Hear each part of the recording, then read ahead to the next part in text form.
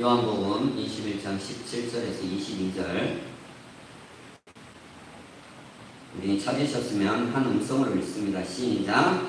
세 번째 이르시되 요한의 아들 시몬아 네가 나를 사랑하느냐 하시니 주께서 세 번째 네가 나를 사랑하느냐 하심으로 베드로가 근심하여 이르되 주님 모든 것을 아시오매 내가 주님을 사랑하는 줄을 주님께서 아시나이다. 예수께서 이르시되 내 양을 먹이라.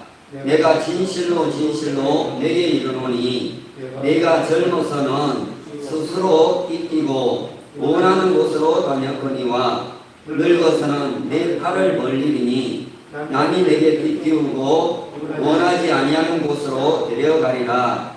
이 말씀을 하시면 베드로가 어떠한 죽음으로 하나님께 영광을 돌릴 것을 가르치심이로다. 이 말씀을 하시고 베드로에게 이르시되 나를 따르라 하시니 베드로가 돌이켜 예수께서 사랑하시는 그 제자가 따르는 것을 보니 그는 만찬석에서 예수의 품에 의지하여 주님을 파는 자가 누구오니까 묻던 자더라. 이에 베드로가 그를 보고 예수께 여짜오되 주님, 이 사람은 어떻게 되겠사옵나이까? 예수께서 이르시되 내가 올 때까지 그를 머물게 하고자 할지라도 내게 무슨 상관이냐? 너는 나를 따르라 하시더라. 아멘. 오늘 또 예배의 자리에 나오신 한 분 한 분을 주님의 이름으로 사랑하고 환영하고 또 축복합니다. 영상을 통해서도 하나님의 면전에 예배를 드리고 있는 분들도 주님의 이름으로 축복하고 환영합니다. 어느덧 10월 첫 주를 우리가 맞았습니다. 10월의 말씀 주제는 열정입니다. 국어사전에 이렇게 보니까 열정이란 어떤 일에 열렬한 애정을 가지고 열중하는 마음, 이렇게 정의를 하고 있습니다. 특별히 10월 달에는 구령의 열정이 회복되게 하옵소서, 이렇게 계속 기도를 좀 했으면 좋겠습니다. 구령이라고 하는 말은 영혼 구원을 가리킵니다. 영혼 구원을 위해서 우리가 특별히 기도하기를 원합니다. 가을은 열매의 계절입니다. 오늘 우리가 말씀을 통해서 정말 이 단풍, 빨간 그렇게 물든 이 단풍잎처럼 우리 속에도 열정이 그렇게 불타오르기를 주님의 이름으로 축복합니다. 미국의 침례교 목사이자 심리학자인 이 팀 라하이 이 박사는 성령으로 변화된 기질, 우리가 전에 수련회 때도 그 사람의 4가지 기질에 대해서 이렇게 공부를 한 적이 있었는데요. 성령으로 변화된 기질에서 이 베드로의 기질을 다혈질로 이렇게 소개를 합니다. 혈액형으로 보면은 이 다혈질 O형에 해당이 된다고 하겠습니다. 이 다혈질의 장점이 몇 가지가 있습니다. 첫 번째, 여러 가지가 많지만 제가 오늘 설교를 위해서 조금 그렇게 정리를 했는데요. 첫 번째는 모험심이 아주 강하다는 거예요. 이 다혈질인 사람은 모험심이 강합니다. 두 번째는 낙천적이다. 웬만한 거는 이렇게 그냥 넘어간 아주 낙천적이고, 세 번째는 오늘 설교 주제와도 같은데요. 열정적이다. 아주 피가 이렇게 끓는 사람이 다혈질인 그런 사람입니다. 그런데 이 다혈질인 사람들에게는 약점도 이렇게 있습니다. 첫째는 허세를 잘 부린다. 큰 소리 뻥뻥 잘 친다는 것. 또한 두 번째는 쉽게 분노한다. 화를 이렇게 잘 내, 다혈질에서 화를 잘 내지. 세 번째는 변덕이 죽을 듯 한다. 아주 변덕스럽다. 금방 이랬다 저랬다. 이 베드로의 이 기질을 보면은 우리가 금방 알 수가 있게 됩니다. 누가복음 5장에 보시면은 베드로가 예수님으로부터 첫 이렇게 소명과 사명을 받는 그 장면이 소개가 되고 있습니다. 베드로가 어부지요. 이 바다에서 이렇게 고기를 잡는 중에, 더 정확히 말하면 고기를 잡았는데 실패하고 그물을 이렇게 손질하는 중에 예수님으로부터 부르심과 이렇게 보내심을 이렇게 받게 됩니다. 주님께서 이제 후로는 내가 사람을 취하리라 이렇게 하자 그가 즉시 그 모든 것을 버려두고 주님을 따르게 됩니다. 앞으로는 고기를 낚는 어부가 아니라 사람을 낚는 어부가 바로 그에게 주어진 사명이 되어집니다. 그렇게 그는 예수님을 약 한 3년 정도 이렇게 따라다니게 되었는데, 하지만 이 베드로를 비롯한 제자들은 예수님께서 십자가에 달려 죽으시고 부활함으로 이렇게 제자들과 이렇게 관계가 어떻게 보면 멀어지는 그런 일시적인 관계가 되어진 것입니다. 어찌 보면 베드로의 입장에서는 모든 것들이 원점으로 이렇게 돌아갔다고 느낄 수 있는 그런 상황이 된 것입니다. 자, 이제는 모든 것이 다 끝났다 이런 생각이 들 수 있는 그런 상황이었다라는, 주님과 함께 할 수 없는 복음 살기는 불가능하다 그렇게 여길 수밖에 없었던, 그래서 이제 각자 갈 길을 찾아가는 것만이 살 길이다 그렇게 여기고 있었습니다. 그래서 모든 꿈, 모든 희망, 그리고 모든 열정이 다 이렇게 식어져 갈 무렵에 예수님께서 이 갈릴리 바다, 즉 디베랴 호수에 나타나십니다. 그것이 21장 1절에 그 말씀을 하고 있습니다. 21장 2절에 보시면은 베드로를 비롯한 세베대의 두 아들, 그러니까 야고보와 요한, 도마, 그리고 나다나엘, 그리고 또 다른 두 제자가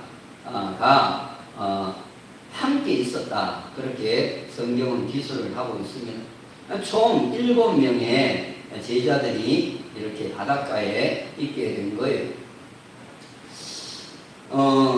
다른 두 제자에 대해서는 베드로의 형 동생인 안드레와 또 빌리로 그렇게 학자들이 봅니다. 다 어부들이었다 그렇게 보시면 틀림이 없습니다. 이때 베드로가 나는 물고기 잡으러 가노라 이렇게 얘기를 하자 다른 그 나머지 제자들도 우리도 함께 가겠다 그렇게 이야기를 합니다. 그것이 21장 3절의 내용이 됩니다. 자, 그렇게 나선 이 물고기 잡이에서 그들은 밤새도록 한 마리의 고기도 잡지를 못했다라는, 3년이라고 하는 공백이 있었지만 고기를 한 마리도 잡지 못한 것. 처음 예수님의 부르심을 받았을 때와 같은, 그런 만났을 때와 같은 그런 장면이 지금 연출이 된 것입니다. 빈 배, 빈 그물, 빈 인생이 되고 말았던 것입니다. 자, 그런데 사실은 물고기가 안 잡히게 된 것이 어쩌면은 잘된 일이었을지도 모른다라는 것입니다. 만일 그 밤에 물고기가 잘 잡혔다라면은 아직도 실력이 높슬지 않았네 라고 하며 옛생활에 대한 열정이 다시 이렇게 불타오를 수도 있었을 것입니다. 그렇지 않습니까? 내가 뭔가 옛날에 그런 직업으로 돌아갔는데 그것이 장사가 잘 되고 돈이 잘 벌려보세요. 옛생활로 돌아갈 수도 있다라는, 오히려 안 잡힌 게 잘 된 것이다 라는 거예요. 이때 주님께서는 그들에게 나타나시어서 그물을 배 오른편으로 던지라 이렇게 말씀을 하십니다. 그 말씀대로 했더니 그물을 들 수 없을 정도로 많은 고기를 잡았습니다. 큰 물고기를 153마리를 잡게 된 거죠. 모나미 볼편에 보면 153 이렇게 되어 있죠. 이게 물고기를 잡은 수를 이렇게 이야기를 하는 겁니다. 자, 요한이 주님이시다 이렇게 얘기를 하자 베드로가 마태복음 14장에서처럼 바다로 이렇게 뛰어듭니다. 주님이시다 이렇게 얘기를 하니까 생각할 겨를 없이 단순하게 그렇게 행동에 옮긴 거예요. 물에 뛰어든 거예요. 육지로부터 거리가 약 91m 정도의 거리가 됩니다. 바다에서 어부였으니까 수영을 잘 했겠죠. 물론 그렇다 하더라도 91m나 되는데 주님이다. 물에 뛰어드는 것 쉽지 않아요. 여기에서도 우리는 이 베드로의 열정적인 그런 기질을 볼 수가 있다라는. 자, 육지에 이렇게 올라와 보니까 숯불이 피어 있는데 그 위에 생선과 떡이 이렇게 놓여 있었습니다. 예수님께서 제자들을 위해서 아침 이 조반을 준비를 해 놓은 것입니다. 그런데요, 여러분, 이것은 단순한 식사의 자리가 아니었다라는 거예요. 깨지고 상하고 정말 지친 이 그들 제자들을 위해서 예수님께서 마련해 주신 그들의 몸과 마음과 영혼을 위로하고 치료하고 회복시켜주는 그런 자리의 의미가 있었다라는. 우리가 어떤 떡을 준비하고 먹을 것 준비하고 그러는 것이 단순히 그 먹는 데만 목적이 아닐 때가 있지를 않습니까? 지금 그런 상황인 것이. 오늘 지치고 상하고 깨진 우리의 몸과 마음과 영혼에도 주님의 이 위로와 치유와 회복의 역사가 있기를 주님의 이름으로 축원합니다. 자, 그렇다면 우리는 어떤 경우에 이 열정이 안 생기거나 식어지게 되는 걸까 하는 거예요. 첫째는 두려울 때입니다. 두려울 때 열정이 안 생기고 식어지게 됩니다. 다이어트를 하려는 사람이 배고프면 어떡하지? 배고프면 어떡하지? 요요 현상 오면 어떡하지? 이러면은요, 열정이 안 생기는 거예요. 사업하려는 사람이 자본 다 까먹으면 어떡하지? 이러면은 열정이 안 생기는 거예요. 요즘에는 이 중소도시의 관광지마다 짚라인, 출렁다리 이런 게 많이 생기는데요. 타다가 또 그렇게 매달려가지고 가다가 다리 끊어지면 어떡하지? 줄 끊어지면 어떡하지? 그러면 타고자 하는 그런 걷고자 하는 열정이 안 생기게 될 수밖에 없는 거예요. 지금 베드로도 예수님을 시인하다가 죽으면 어떡하지? 그렇게 해서 예수님을 부인하게 된 거예요. 그래서 따르는 것이 식어질 수밖에 없었다라는 거예요. 두 번째는 사랑이 식어질 때입니다. 사랑이 식어질 때. 여러분, 한창 이렇게 사랑이 불타오를 때는요, 남녀가 데이트를 하지 않습니까? 그렇게 데이트를 할 때, 여자 포항, 남자 대구, 그런데도요, 왔다 갔다 하면서 연애를 하는데요, 항상 뜨거워요. 여자가, 오빠, 내일 아침에 일찍 출근해야 되잖아. 안 바래줘도 돼. 이렇게 얘기하면, 오빠는 괜찮다고.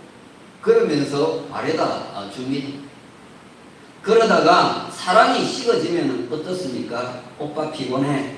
심야 버스 타고 가.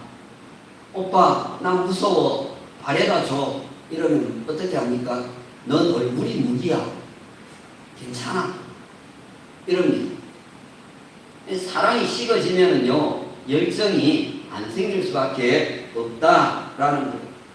세 번째는 호기심, 모험심이 없을 때에도 열정이 안 생기는 거예요.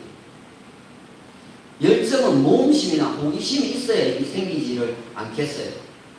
제가 결혼을 하고 남동생이 결혼을 하고 아이를 낳고 그랬는데 어린 그 조카에게 좀 잘 보이려고 명절에 입을 이렇게 감아 두면은 움직이는 강아지를 한 마리를 이렇게 사다 줬어요. 근데 그걸 보더니 울고 난리가 난 거예요. 무섭다. 점수 좀 달라고 그랬는데 엄청 당황을 했어요. 여러분, 호기심 있고 모험심이 있는 아이 같으면 어떻습니까? 이거 참 재밌네. 그렇게 할 거 아니겠어요? 이 모험심이나 호기심이 없으면은요, 열정은 사그라들 수밖에 없다는. 네 번째는 사명감이 결여되었을 때입니다. 오늘 지금 이 제자들의 행동을 보면은요, 사람을 낳는 어부의 그 사명감은 온데간도 없어요. 하나도 없어요. 오로지 생계를 위해서 물고기 잡는 데만 온 열정을 쏟고 있는 것을 볼 수가 있습니다. 다섯 번째는 목표가 없을 때 열정이 안 생기게 됩니다. 사실 우리 인생살이도 그렇고 신앙생활도 그렇습니다. 목표가 없이 살아가는 것만큼 열정을 싣게 하는 것도 없어요. 목표가 없으면 열정이 안 생기게 된다라는 거예요. 주님 부활하시게 되고 나면은 어떻게 해야 된다? 주님께서 수도 없이 제자들의 이야기를 했는데 그들은 그 모든 것들을 까마득히 잊어먹고 지금 목표를 상실하고 허우적대고 있는 그런 모습을 우리는 보게 되는 것입니다. 한 가지만 더 말씀을 드리면요, 여섯 번째는 힘이 없을 때입니다. 뭔가 시도를 하려고 해도 능력이 없으면은 망설이게 되고 주저하게 될 수밖에 없다라는 거예요.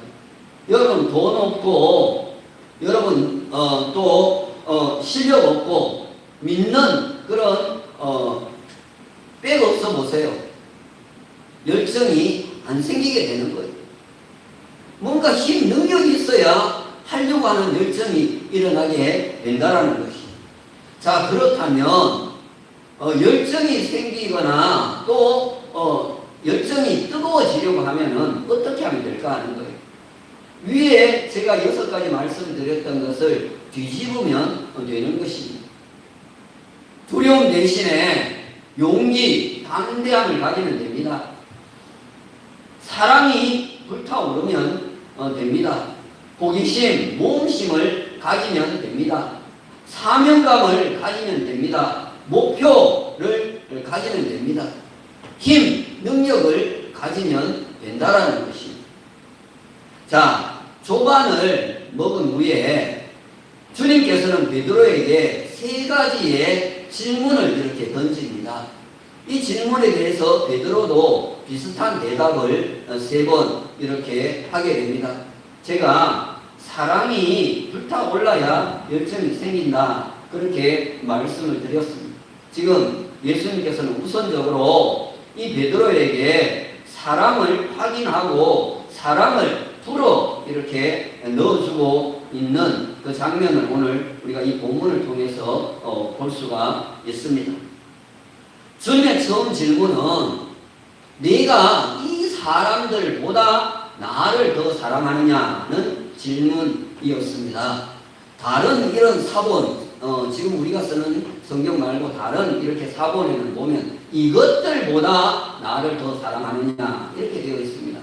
그러니까 함께 물고기를 잡아온 이 동료들보다 나를 더 사랑하느냐 이런 질문이 되는 것이고, 또한 생계의 수단이 되는 배, 그물, 그리고 배의 모든 기구들보다 너의 생계의 수단이 되는 이것들보다 나를 더 사랑하느냐 이런 질문이 되는 것입니다. 그런가 하면 선주교에서 사용하는 공동번역이라고 하는 성경에서는 이 사람들이 나를 사랑하는 것보다 더 나를 사랑하느냐 이렇게 되어 있습니다. 그러니까 동료들이 나를 사랑하는 것보다 네가 나를 더 사랑하느냐, 이런 질문이 되는 것입니다. 이에 베드로는 주님 그러하나이다, 내가 주님을 사랑하는 줄 주님께서 아시나이다, 이렇게 대답을 합니다. 자, 두 번째 질문에서 주님께서는 네가 나를 사랑하느냐, 이렇게 묻습니다. 다른 사람들과 비교할 것 없이, 여러 가지 것들과 비교할 것 없이 너는 나를 1대1로 사랑하느냐, 이렇게 묻고 있는 것입니다. 이것은 절대적인 거예요. 어떤 세상의 어떤 것과 비교해서 사랑하는 것이 아니라 오직 너와 나 사이에서 너는 나를 사랑하느냐, 이런 질문이 되어지는 것입니다. 이번에도 베드로는 처음과 똑같은 대답을 합니다. 주님 그러하나이다, 내가 주님을 사랑하는 줄 주님께서 아시나이다, 이렇게 대답을 했습니다. 자, 세 번째 질문은 두 번째와 같이 주님께서는 네가 나를 사랑하느냐, 또 이렇게 물었습니다.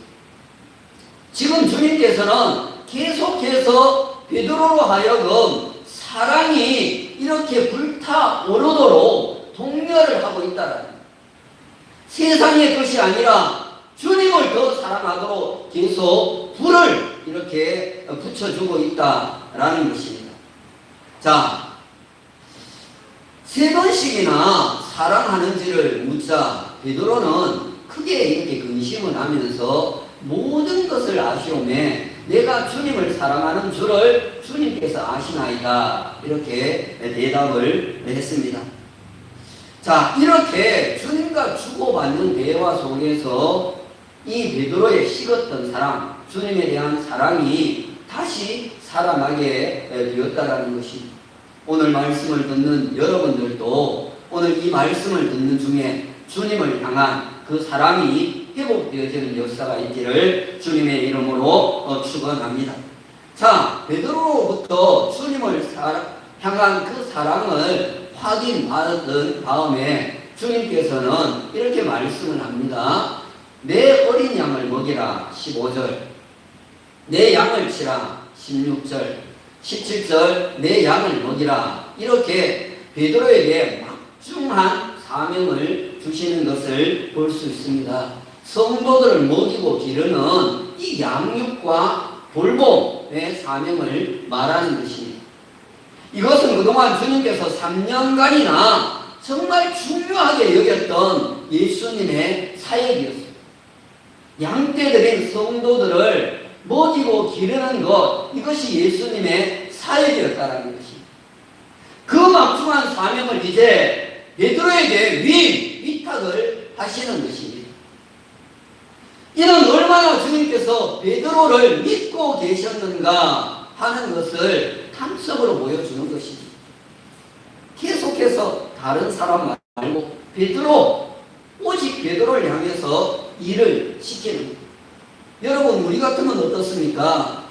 한 번, 두 번 시켜보고 안 되면은요, 너만 사람이냐, 다른 사람 없냐, 그러면서 다른 사람에게 일을 맡길 거 아니에요.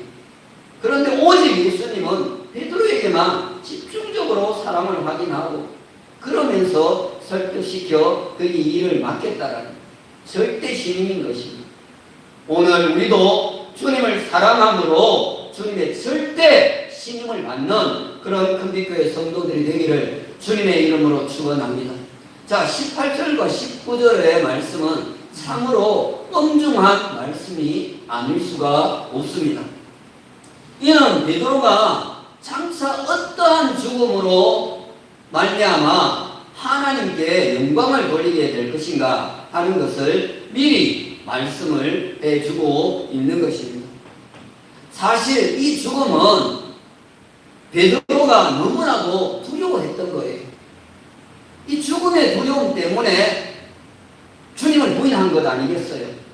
그런데 장차는 베드로가 주님의 영광을 위해서 죽는다는 거예요.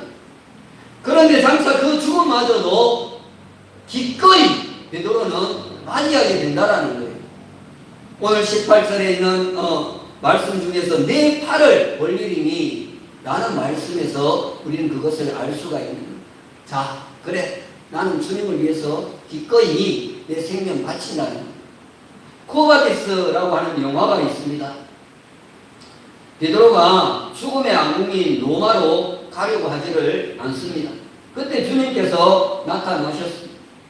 베드로가 주님께 묻습니다. 주여 어디로 가시나이까? 바로 이게 코바데스 도미네입니다. 주여 어디로 가시나이까? 이 말이 코바데스 도미네인 것입니다. 그때 주님께서 내가 버린 십자가 내가 대신 지러 간다, 그렇게 말씀을 하셨습니다. 베드로는 주님의 이 말씀을 듣고 깊이 회개를 하고 로마로 가서 복음을 전하다가 순교하게 됩니다. 그것도 예수님과 똑같이 십자가에 달려 죽는 것이 너무나 황송해서 거꾸로 십자가에 달려 죽었다는 그런 전설이 있습니다. 여러분, 베드로는 감히 도전할 수 없었던 죽음의 도전을 한 것입니다. 주님의 사랑에 감동을 받고 자신도 주님을 위해서 살아야 되겠다, 그렇게 생각을 한 것입니다. 우리도 죽으면 죽으리라는 이 도전의식을 가지면 얼마든지 우리도 열정이 살아날 수가 있을 줄 믿습니다. 십자가를 짐으로 하나님의 영광을 돌리는 그런 미래의 삶이 되기를 주님의 이름으로 축원합니다. 자, 21장 20절에 보시면은 예수께서 사랑하시는 자, 예수의 품에 의지하여 묻던 자가 나오는데요. 사도 요한을 가리킵니다. 사도 요한을 가리켜서 이렇게 얘기를 합니다. 그때 베드로가 이 사도 요한을 보고 예수님께 묻습니다. 주님, 이 사람은 어떻게 되겠사옵나이까? 이렇게 질문을 합니다. 베드로가 한 이 두 가지 질문은 베드로는 이 두 가지의 정도의 질문을 통해서 호기심을 이렇게 드러낸 것입니다. 베드로는 두 가지 정도의 호기심을 가지고 이렇게 질문을 던졌다고 볼 수 있습니다. 첫 번째는 이미 자신은 사명에 순종할 것을 전제로 하고 묻는 것입니다. 주님, 저는 주님을 위해서 사명과 감당할 준비가 되었습니다. 그렇다면 요한은 어떻게 되는 것입니까? 이런 것입니다. 두 번째는 아직 사명 감당할 준비가 안 되어서 묻는 것이다, 그렇게 볼 수가 있습니다. 즉, 요한이 어떻게 하느냐에 따라서 자신도 반응을 하겠다라는 그런 질문이 되겠습니다. 이에 주님은 아주 간단하게 답을 주십니다. 22절 보시면 내게 무슨 상관이냐, 이렇게 간단하게 말하는 것. 요한을 내가 어떻게 하는 것과 네가 사명 감당하는 것, 그것 사이에 무슨 관계가 있느냐 하는 거예요. 다시 말하면 너는 너 할 일만 하면 되는 것 아니냐는 거예요. 여러분, 사명은 각자에게 주어지는 거예요. 어떤 장로님, 권사님, 집사님 하는 거 보고 나는 그보다 적게 덜 해야 하지 하는 것은 좋은 그런 신앙인의 태도가 아닌 것입니다. 교회 장로님보다 더 신앙이 있으면 더 할 수도 있는 것 아니겠습니까? 목사보다 신앙이 더 좋으면 더 할 수도 있는 것 아니겠습니까? 나의 열정은 주님과 나의 관계 속에서 생겨야 제대로 되는 것입니다. 내가 주님을 뜨겁게 사랑하면 더 헌신하고 생명을 걸 수 있는 것 아니겠습니까? 나의 호기심, 모험심, 도전의식 이유는 나에 대한, 나와 주님에 대한 것이 되기를 주님의 이름으로 축원합니다. 두 사이의 관계 속에서 이루어지는 거예요. 사명. 자, 19절과 22절에 보시면은 주님께서는 나를 따르라, 너는 나를 따르라, 이렇게 명령을 하십니다. 베드로에게 주어진 새 목표는 주님을 다시 따라가게 되는 것입니다. 목표가 다시 정해진 거예요. 이게 제자도입니다. 제자인 베드로가 선생님이신 주님을 따라가게 되는 것입니다. 주님만 따라가면 최종 목적지에도 도달할 수 있기 때문에 그런 것입니다. 그런데 여러분, 누군가를 뒤따라가는 것은 너무나도 어려운 일이 아닐 수가 없어요. 특히 주님을 따라가는 것은 그렇습니다. 희생의 십자가의 길을 따라가야 됩니다. 예수님의 온유하고 겸손한 성품을 닮아가야 합니다. 예수님의 낮아지신 가운데 섬김과 순종을 배워가야 하는 것입니다. 이게 어찌 결코 쉬운 일이 되겠습니까? 그런데요, 그러기 때문에 힘이라고 하는 것이 반드시 있어야 한다라는 것입니다. 힘이 없으면은 열정이, 내 속에 열정이 있어도 타다가 많은 불꽃처럼 될 수밖에 없다라는 것입니다. 자, 로마서 12장 11절에 보시면은 사도 바울은 열심을 품고 주를 섬기라, 이렇게 얘기를 합니다. 여기 열심을 품고에 해당되는 헬라어는 토프리마티 제온테스라고 하는 단어인데요. 그 뜻은요, 성령 안에서의 열정을 가지고, 그런 뜻입니다. 성령 안에서의 열정을 가지고, 그런 뜻입니다. 그래서 표준 세번역 성경에서는 성령으로 뜨거워진 마음을 가지고 주님을 섬기십시오, 그렇게 번역을 하고 있는 것입니다. 그렇습니다. 여러분, 주님을 섬기고 따라가는 것, 그것은 인간의 힘으로 될 수 있는 게 아니에요. 힘없고 능력 없었던 베드로는 주님의 부활하심과 승천하심을 목격하고 난 뒤에 120명의 제자들과 함께 마가 요한의 다락방에서 간절히 기도하다가 성령의 권능을 받고 예수님의 복음의 증인이 됩니다. 그래서 한 번 베드로가 설교할 때 3,000명, 5,000명씩 회개하고 돌아오는 역사가 일어난 것 아니겠습니까? 무엇으로? 성령의 능력으로. 따라서 여러분, 오늘 우리도 그렇습니다. 우리에게 일어나야 하는 이 열정도 이 성령의 능력으로 가 되어야 된다는 것입니다. 그래야 식지 않을 수 있습니다. 그래야 계속해서 타오르고 뜨거울 수가 있다라는 것입니다. 인간의 능력으로는 안 되는 것입니다. 성령의 능력으로만 계속해서 우리는 열정을 품고 달려갈 수가 있게 되는 것입니다.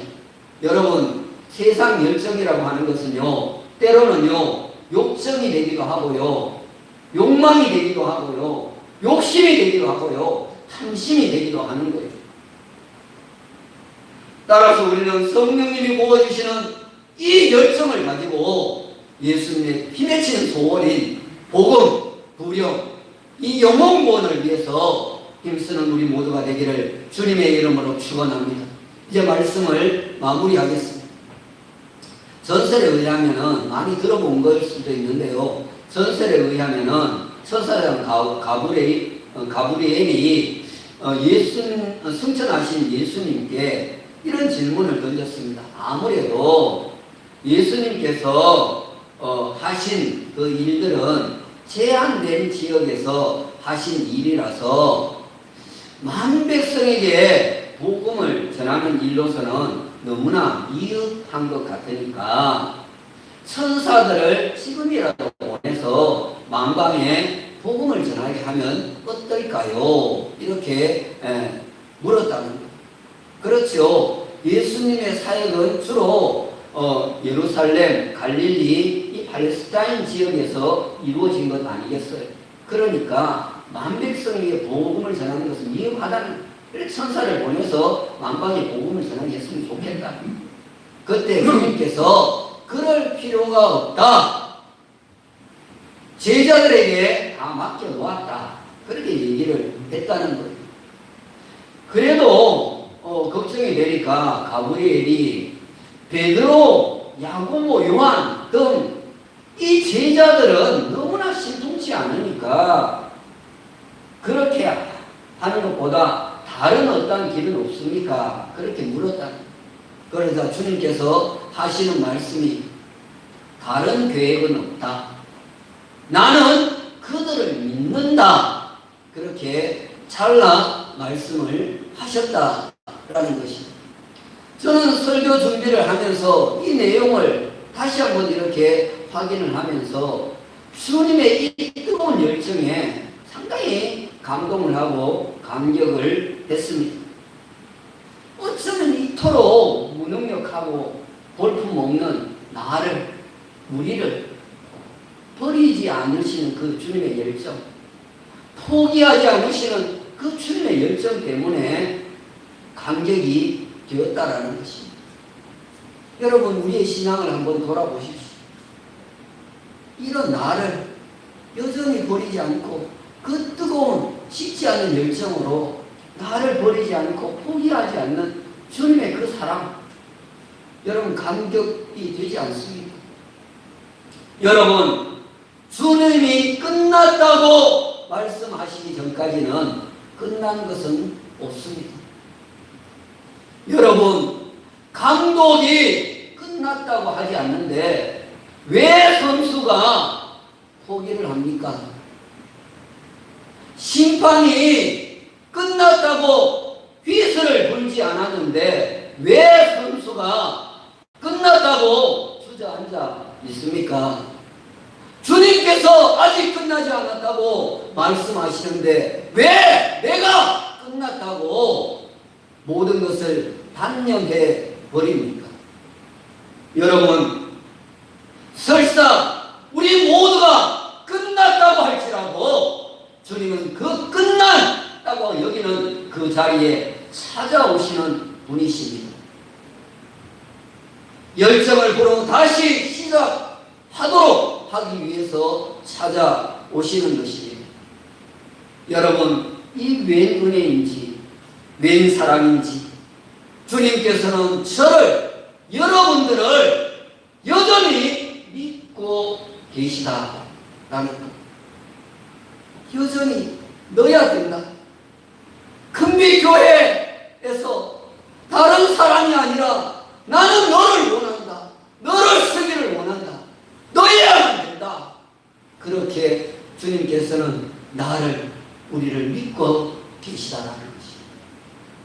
그러니 성령의 능력으로 식어진 사랑의 열정을 다시 목하여 교회의 양떼들을 먹이고 돌보는 사명 감당하며 주님의 길을 따라가는 우리 금비교회 성도들 되기를 예수님의 이름으로 축원합니다.